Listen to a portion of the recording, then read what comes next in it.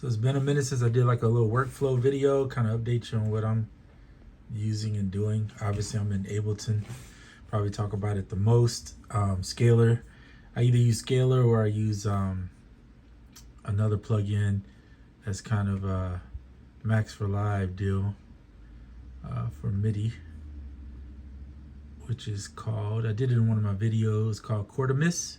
So sometimes I use Quartermiss. A lot of times I'll use Scalar. Quartermiss is a little more work, but sometimes just to break free from Scalar to give me something different, come up with my own little progressions. Because a lot of times the Scalar, I'll use different packs and things to kind of get going. But Scalar is quicker and it moves, in my opinion at least, it's quicker to use. Put some chords down. Then I played the melody. This is all, by the way, done on the MacBook Pro keybed. So I think a lot of people see my video. I'm gonna do my best with this camera thing. I'm trying to keep it on the still. You see my keybed where I use the these were the shortcuts for Ableton. I have one for Logic Pro, which I rarely use anymore, because I went on Logic Pro for so long, but I've been on Ableton probably in the last year or so. I think is when I started on Ableton. Let me zoom back a little bit. So yeah, so you can I rarely use these. What I just use is the top keybed just as a MIDI controller for right now. I got rid of my Arturia. I don't use it. I do use it. I was using it a lot, but here's why I got rid of it.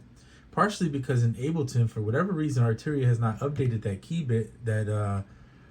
keyboard to where it functions properly with the transport, which is part of the reason why I would get a keyboard that has transport on it and all those other features, is to be able to use it. And they don't have any scripts that I know of for it. I tried one script and it didn't work. So I was like, I'm done with this. I'll just go back to the X Key Air, which I'll have, and probably like tomorrow should have the X Key Air again. I found one used. So I'm going that route. And then, so this is the keys. So the bass I use Trillion a lot of times, and this is a this little guy here is a compressor, glue compressor for the bass that I use, Punch Parallel. It's built into Ableton. So I'll try to use a lot of Ableton audio effects because I like them. They're all right there. And then I just use that also to help sidechain with the kick. Then on the kicks, snare, and the hats, I'm just using the RX 1200, which I like a lot. Kind of for like old school sounding drums. I use the internal stuff they have. Like this is a live and kicking patch. I might tweak the filters or something a little bit, but not much, if at all.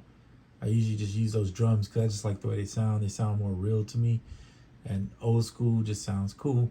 And then my favorite thing to use that I probably got the most recent was the UVI's Percussion Factory. I think this thing is amazing. I think this thing is the truth when it comes to getting percussion, and I really don't need any other percussion with this, because I feel like this thing, with all the abilities that it has, I can do everything I need in percussion. So this is my one-stop shop percussion. And then of course the drums vary. Sometimes I'll do just single drum packs, kicks from snares from packs. Sometimes I use that RX 1200, or I might even use, I have another one that I use occasionally for real drum sounds, and it's made by Goodhertz. I mean, not Goodhertz. Goodhertz makes the compressor I like. That's like a 303. Gorin Grooves. I'm gonna try to say it right. And I have all of their whole set right there, because they have different stuff from Latin to metal to pop, brushes to studio kits.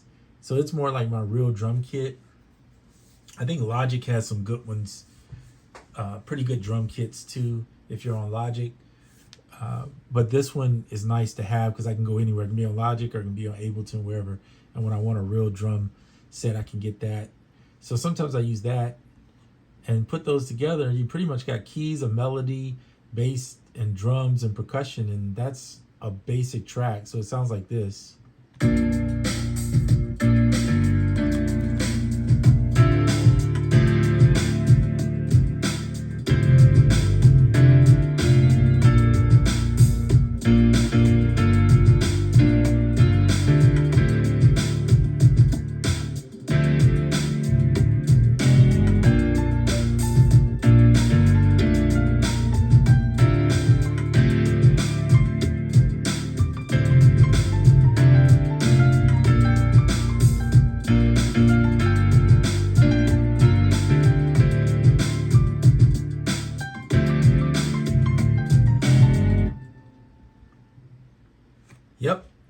that's kind of my workflow right now. That's my simple go-to workflow that I do on most tracks. I usually use these basics, and then anything else I add to it, like in my drum bust down here, is pretty much just a reverb.